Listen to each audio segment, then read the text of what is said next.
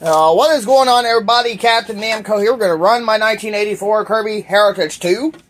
This is the 2HD-13 model.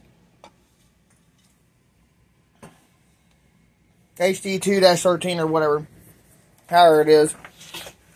But this one came out of the factory with the 13-inch nozzle.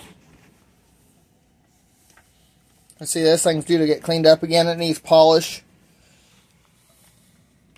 Anyway.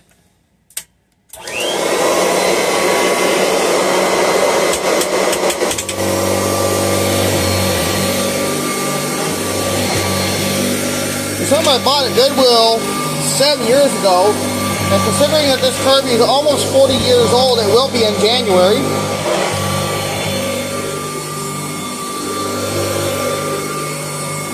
It still runs rather good.